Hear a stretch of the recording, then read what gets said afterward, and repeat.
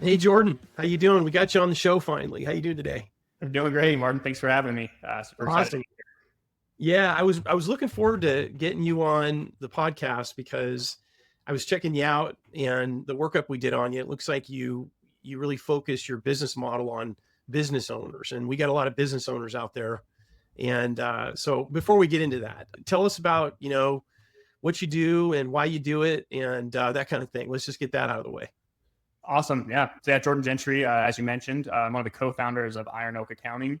Our focus is small business. We are basically a one-stop shop. So consulting needs, CFO work, controllers, bookkeeping, prepping reports, tax planning, tax prep, wealth management, all of that all falls underneath our purview. We're extremely selective on the clients that we take on because we want to have a smaller book where we can really focus on each and every client. My whole family is entrepreneurs, so I've always known that I'd go down this route. And this is a great opportunity for me to not only be an entrepreneur myself, but to also help those other business owners in the community. So that's why I love what we do.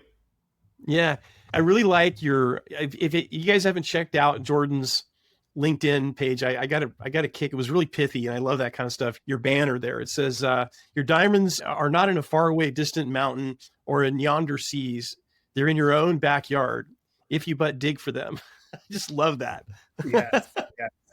Yeah, man, we're so community focused here, and just Southern Idaho, Oregon, where you're at, that whole area, just there's so many great things, not every entrepreneur business has to come out of the Tech Valley or New York or anything like that. We got lots of unique people, in our own communities. So. Yeah, that's awesome. And man, you're Idaho's growing, man. You're getting all the Californians now, and there's even a bunch of people from Oregon moving to Idaho. So you should have a target rich environment, if you will. Yes, for sure. Yeah. A lot of Texas as well. It's just crazy. Yeah. Growing like mad. So lots of good and bad that comes with that, as I'm sure you know, but it's a nice area. We're friendly people. So we enjoy welcoming the newcomers. Yeah. So you're kind of a one-stop shop. That's your business model. So a business owner can walk in there to Iron Oak and say, hey, I don't know what I'm doing. And in comes all the shoe boxes. So you can take care of anybody, assuming that, you decide to take the client on, right? So you're a one-stop shop when it comes to helping out business owners, right? Absolutely. Yeah. So if a new prospect comes in or somebody comes in and wants to work with us, we take a peek at their books. Is everything clean in QuickBooks? What's your previous tax return years look like? Do you have your depreciation schedules correct? All of that, kind of start there. And then we meet them where they're at. So if all of that looks good, then we start consulting on, what can we do moving forward. We try to be very proactive versus reactive. So a lot of tax planning. Are you putting away for your retirement? Obviously somebody will sell the business and get a big chunk of change from that. What's our exit strategy? What are we going to do with that money? What other buckets do we need to be filling? As you get closer to retirement, employee retention, if you're going to expand, franchise. So we try to just meet everybody where they're at and help them just continue to grow and face the future as it comes, but in a really prepared manner and not in a reactive, like we're just going to do your taxes come April and we'll see you again next year, as it seems like all the industry does. That's good. Business owners do you have any skilled trade contracting companies under the hood right now that you're serving? Yeah, quite a few. So we've got HVAC, we've got construction, we've got electricians. I don't think we have a plumber. That might be the only kind of skill trade area that we don't have, but welders, we've got a little bit of everything. Mm-hmm. So, and what's the biggest problem that you hear them lamenting about when they come and talk to you? It's always the time and the expertise, and they hate being on the computer and doing their books. A lot of times what we see is that they've had, an aunt or a grandma or somebody that's kind of done their books, but it's to the point now where they're making a lot of money. And it's like, okay, if we don't tidy these things up and start looking for, deductions and things that you need to be taken advantage of, Section 179, things like that, you're going to keep losing money. So a lot of the times they want somebody to do the work for them, but they also want somebody that's going to know how to help them be the most efficient with money that comes in. So those two kind of go hand in hand, I guess. Yeah. It's really interesting on how the evolution of a small trade business goes, because usually if you're doing under $1 million, you can probably get by with, Aunt Sally in the office and your wife in the office there dispatching the, the one or two techs you have, or depending on how your business is set up, and you're pretty good. And when you get up around $1 million, you make pretty good money. But once you get up into the 1.2, 1.5 million, it all changes. Right. And I made the mistake when I was a contractor. I just white knuckled the thing. I wanted to keep my overhead low. And what I found out was I just did not have the bandwidth to keep my books clean and sort out things, to do it right. It's very difficult to do all that stuff in house, and then what ends up happening, the other big lesson I learned, the more money you make, the more government agencies want to take it from you in taxes. I argue all day long, if you have a good financial advisor or ideally a CPA in your life, you're probably legitimately going to keep enough of your money to pay for those services and way more. Yeah. So I think that you hit that right on the head. So your CPA, your advisor definitely might be expensive. It might seem when you first get a quote from them or hire them on, but if they're doing the job the right way, then you should get that money back and then some, like you said. So especially once you get that $1 million+ mark, it's worth it. You don't want to be missing deductions. The more deductions you miss, the more things that you do wrong, the more money, per dollar is going to be coming out, and if you're getting high up there, you're 20, 25, 26 cents on the dollar, that's going to go to taxes if you do absolutely nothing. When it comes to serving the skilled trade folks, what's a common, like, brand new client, contractor, been around a while, that, like you said earlier, they're starting to make some money. What's the biggest challenge that you have to overcome, that if they known what you're going to say right now, it would save them a lot of hassle? So like they're not using this company like you now, but what are some of the things, you say to yourself, gosh, if that contractor would have come to me a couple of years just to consult with me, I could have saved them a lot of pain right now. What's the low hanging fruit? The biggest one that I see right off the bat is they'll use QuickBooks with no prior knowledge, and instead of receiving the payments and marking it the correct way, they'll have the payments come in and then hit that it was paid on the box. So when they go to run their taxes, if they're just going to go give it to a CPA or have somebody do it, they're going to have a bunch of double entries of money that they never collected, and that's going to raise their tax bill up. So we see that on almost every single one that we've taken over. The first thing we do is go back and review all of their accounts receivables, what's been paid, and then eliminate any double entries. But we see that all the time. Yeah. Anything else you run into? Just, missing expenses too. A lot of times they'll go through, buy something on their personal card. They don't write off any travel. Those are big things. Keeping track of mileage. They have to keep track of mileage. It's a lot of things that I think that maybe you and I would feel are basic because we've done this for a while, but you don't know what you don't know unless you come to a professional. But yeah, low hanging fruit is lots of deductions that are missed on things that we would consider, pretty simple things. Mm-hmm. All right. So moving the story along a little bit. So you intake a client and you've went through all their QuickBooks transactions, and I'm smiling because I use QuickBooks, and I remember that pain. I know exactly what you're talking about. It took him a lot of hours to undo what we did, and we didn't know we were doing it wrong. And Intuit's okay, but they're not as supportive as they could be. I'm being nice. All right. So moving forward, so you clean them up, and they got a couple of employees. So what's the next thing that you focus on with them? Is it, you mentioned one I know is really a soft spot for most contractors, is employee retention. I almost expected you to say the biggest problem the contractors have is finding and keeping employees. That's one thing I hear that. I mean, that's a common problem. You open up a phone book and call any skilled trade contractor and you ask them what your biggest business challenge is. It's usually not finding customers if they've been around a few years. It's being able to do the work with the people they have because they don't have enough. Yeah, absolutely. And for small businesses, mom and pop shops, to find the right employees is key. So with that being said, the only way that you're going to keep them around and keep them away from the bigger contractors is going to be not necessarily pay. You're going to have to be competitive with pay, but offering benefits, right? Offering a 401k plan, offering, health insurance, affordable health insurance too, not just, the cheap stuff just to say that you have it, but for them to feel comfort, to know that they can go and afford to go see the doctor, things like that. That's more time that they get to spend focused on the business, and the happier that they're going to be, at home, the better work you're going to get from them while they're on the job site. So, that's a huge one there, is the employee retention and being able to leverage benefits the right way to keep those guys around and keep quality employees coming in. And you guys do that too, right? So you fix their books.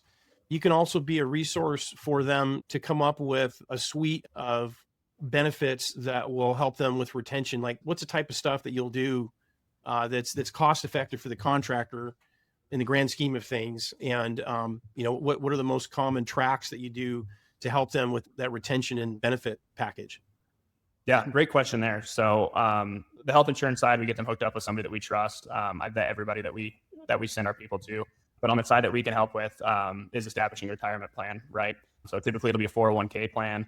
And we kind of have it's kind of a two birds with one stone situation there. When you set up your 401k plan, if you do it the right way, there's a lot of tax planning that you can do down the road as the business owner. So, first of all, you offer, kind of a basic match for employees. That helps them grow. Again, keeps them happy in the business. They know that their future ahead of them for retirement is going to be looking good.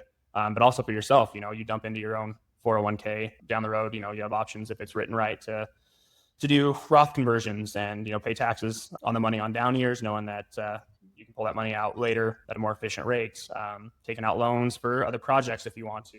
So all of that's really key to the setup of the 401k plan. And that's something that we really like to help our business owners with, again, for the employees and for the retention, but also for their own tax planning down the road. Mm-hmm. Yeah, that's a big one. That's a big one. The contractor, it's a learning curve, right? Because, you get your contractor's license. I don't know how it is in Idaho, but there are a few questions on the contractor's test about, mechanics liens and some legal stuff. And some of the tests will have a little bit in there about finance, but it's nowhere near what you need to know to successfully run a business, especially over the entire arc of a career. And most of these people are they're a plumber who's a plumber decides he wants to start a plumbing business, and an electrician who's a great electrician wants to start an electrical contracting business. And just because you're a really good skilled tradesman and you've got good people skills, there's just not a handbook out there, and you really have to research it or find folks like you to do that for them. And unfortunately, there's a lot of pain you have to go through to learn what you don't know sometimes, like it did with me. I was a long study when it came to that part of it. Yeah. All right. So let's talk about succession planning, because I saw that's something that you work on or you help clients with. So the contracting business we're talking about has been around for 15, 20 years. You've got their books working good. You've got their 401k in place. You've worked with the client over a long course of time to get the benefits package to retain people. What are the conversations that you have with your clients that, the contractor who wants to sell the thing? And what do you do around that? Because that's another thing that I hear quite a bit about these days. Yeah, great question there. So a lot of the times, and I would say probably the majority of the time, what's going to happen is there's going to be a key employee in that business. That's going to be the one that's going to take over ownership, right? And the thing with succession planning, in my mind, is it's a lot about the numbers. You want to make sure that, that the business looks healthy for the last 3 to 5 years before you sell. Obviously, that'll help your business valuation, get a higher price. But a lot of times you should be prepared to own or carry. To get financing for a lot of these businesses is almost impossible. So when you do go to, to sell the business, you want to make sure that it is, somebody that's a key employee, somebody that's going to make sure the business does continue, to be solvent. Because if you bring on the wrong person to purchase it, they can run it to the ground within 3 to 5 years, and then your whole retirement plan is shot. So that's, probably one of the bigger things we see when we do succession planning is not only, getting in there, getting evaluation done and finding a number that makes sense for everybody, but making sure that the new owner is going to be a quality person and somebody who's going to keep the business going. Yeah. And the customers are going to like him or her, right? Yeah. Yeah. And a lot. Yeah. Like I said, a lot, just so much rides on who that person's going to be. So I would say it's never too early to kind of have the end in mind. Yeah. 10 years down the road, 15 years down the road, you might want to start getting somebody in line. Right. And, kind of tie back into a previous thing that we do with our clients. A lot of times we do what's called an S Corp conversion. That kind of helps with some self-employment tax and saves them some money there. We do that quite often, but it also allows, the transfer of ownership in a much easier way than just having an LLC. Have an option that you can help there if you want to start easing somebody into ownership as you get close to retirement. Something else you can look at. But if you're wanting to retire, don't wait until a year or two beforehand. Start getting a plan in place 10, 15 years before that. 10 or 15 years. Yeah. What I do hear consistently, because I have a few friends that have sold their businesses as well. And pretty consistently, they're telling me that it took about twice as long to sell the business than they originally anticipated. And the only exception to that is these consolidators that are coming through. Do you have any you run across any of these big consolidators in the skilled trade realm that are buying up small companies? Because it's a lot. It's happening a lot in California, on the coasts. Any of those come through Idaho yet? We like a lot of our clients will have phone calls consistently of people wanting to purchase their business, one of those consolidating companies. We haven't had anybody pull the trigger yet. I'm sure that's inevitable, but we also see it in the accounting world too. We get phone calls about our practice all the time from KPMG and some of the bigger ones. Right. Well, so yeah, it's not just a trade issue. Yeah. It's across the board. So yeah, I have not facilitated one of those Right. transactions yet, but we'll be excited for when that day comes. You probably will. Yeah, it's usually going to be generally they won't touch companies unless it's a really niche contractor. They won't touch them unless they're doing about 5 million minimum and they're very profitable. If they've got good profit margins, they'll soak them up pretty quick. And that's the only exception I've seen where it can go quite quickly. I've seen them go in 6 months. You get a clean books is a huge part of it, right? So yeah. So if you can hand over a potential buyer a clean set of books, that'll take 20%, 30% of the time. And when the transaction gets a little tough, the negotiations are going back and forth. The cleaner the books, the better, right? So, that's probably another argument. By the way, this is not a paid advertisement for Jordan's outfit, but I'm telling you, it could be really helpful. Hit. Right? No, I appreciate that. Yeah. And I got no problem saying it. Like it's. Yeah. You need to have the accountant. Like I'm not to preach your own business, obviously, but you need to just pull the trigger and get it done. So I imagine a lot of these firms will move on pretty quick too. They're not going to sit around and wait. They're trying to buy up as many companies as fast as they can. So they're not going to sit around and wait for you to get stuff in order or sit there and try to babysit you, handhold you through it. So. Now, do you help clients validate or develop a valuation for their company? So let's say Bob's Electrical Contracting Incorporated says, "Hey, Jordan, I want to get out of this business. And, we've been doing good on our 401k and everything's just bebopping along here. But a part of my retirement has to do how much I get for this thing, how much I sell this business for." Do you help clients come up with, because you have their books, right? And let's say you got a good hysteresis on, their transactions and how much money they make and before and after tax and all that kind of stuff. Do you guys have expertise in helping them evaluate their business? We do. Yeah. And I think it really comes depending on a case-by-case basis. So if there's situations where it might be more complex than what we want to handle, we do have partners that we'll bring in to kind of help facilitate. So anything that we can't do, in-house pretty easy, we have the partnerships out there to say, "Hey, can you guys take a second look at this or, help us answer these questions?" So either way, even if we don't know it right off the top of our heads, we always have the resources to get it done. Yeah. The big deal on like when I sold my business was the recast earnings stuff, because we all know that business owners are writing off everything they possibly can. And sometimes they get, let's just say, a little aggressive sometimes. And I remember the questions I got. We had pretty clean books after I got my act together.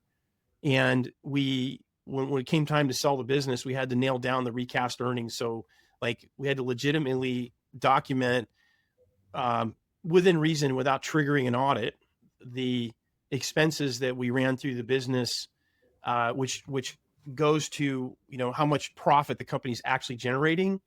So that's usually a really dicey thing, and it's very sensitive. So, in my case, I had a long-term CPA working with me for 2 decades. So he knew all my stuff, but that was the hardest part, is to recast the earnings without triggering an audit on yourself and being able to show truly how profitable that business is. Cause that's really the net worth of your business, is the volume and how much profit you made at that volume. Right.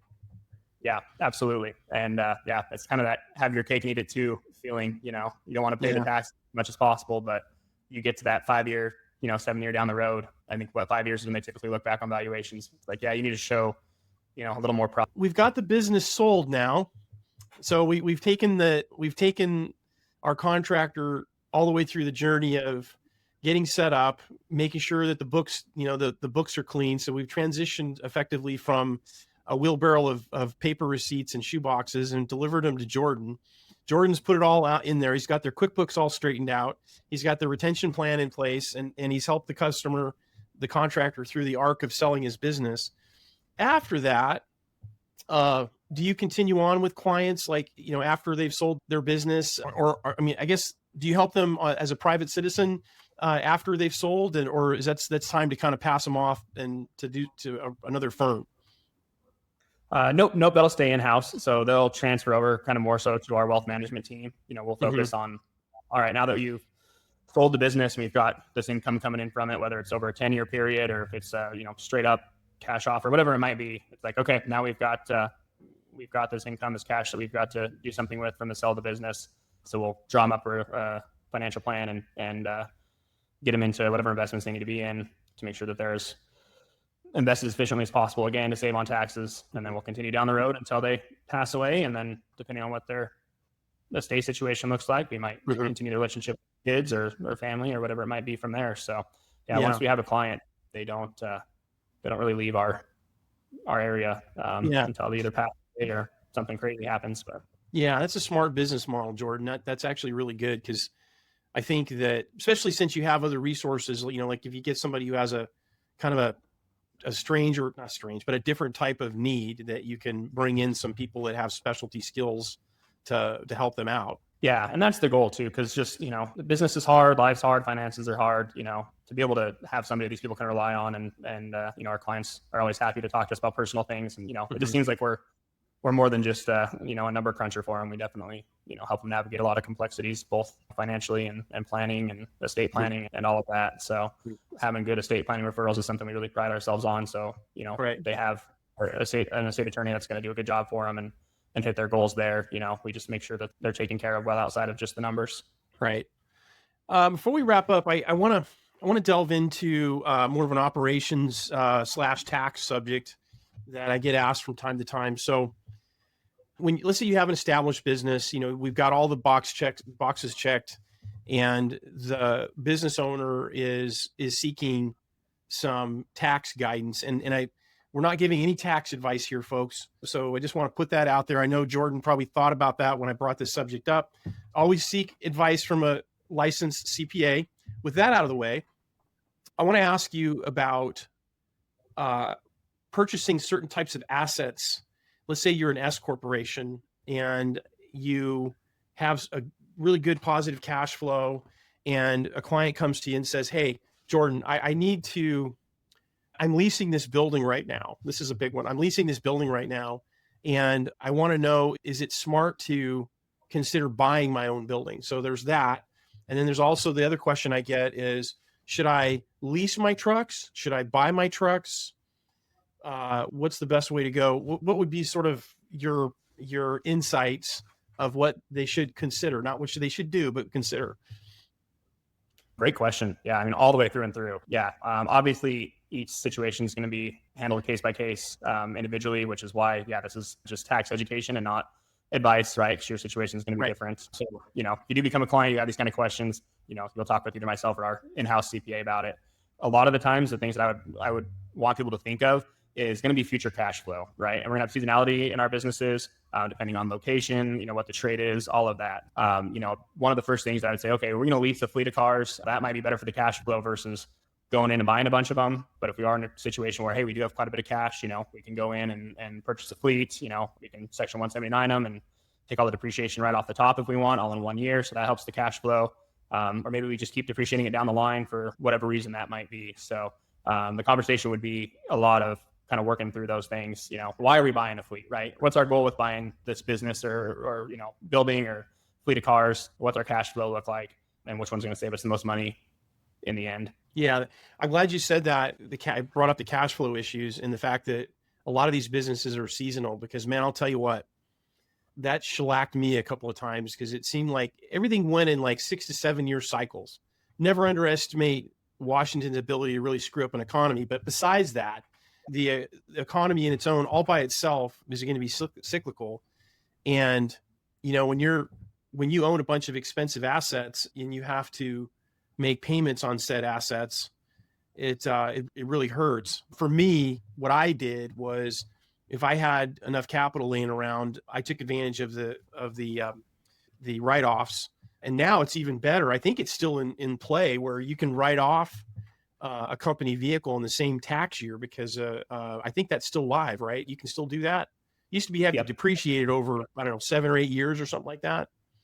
That's correct. Yeah. So that's section 179 is the tax code for that. And that's kind of a buzzword going around right now, but yeah, that's kind of what guides that principle of how you depreciate it. So yeah. So speaking as a private citizen here, folks, if you're a contracting business and you're thinking about buying an expensive asset like a $80,000 truck or van, and you've got enough cash laying around, and you're making a ton of money, not a bad idea to section 179 it and write it all off that year. That has not been around for, I think it came live in Trump's first term or something like that. They were trying to get the economy restarted, I think, after COVID, if I recall. Yeah, part of the Tax Jobs and Cuts Act, or Tax Cuts and Jobs Act. Yeah. Yep. And again, like another thing I'd always, obviously this is not tax advice, but something I would always think about is you don't have to, just because you have extra money lying around doesn't mean you should go out and purchase a, brand new $80,000 truck. It might, bite you in the butt later on. So yeah, I don't know. Lots to think about. Would be really a good idea. Yeah. What would be a really good idea for your business if you're not doing that? This is business advice you didn't ask me for. Would be to work with the employees of a contractor, because this is another thing that I hear about all the time from the contractors is that, geez, I pay these guys 6 figures and they're always broke, and I always turn that around and say, well, you need to educate them that they really don't need 2 jet skis. Right. Because what ends up happening they didn't have any training in school about money management. So why would we expect them to be different? And if they're a talented individual and they're applying themselves, you can easily make 6 figures working in a lot of these trades within 4, 5, 6 years. And what ends up happening is, even though their wages are going up like a hockey stick, their spending is going up on a steeper curve. Right. So getting a big brain like yours in there to educate, just do the basics on how to do personal budgeting, you could be seeding future business owners, right?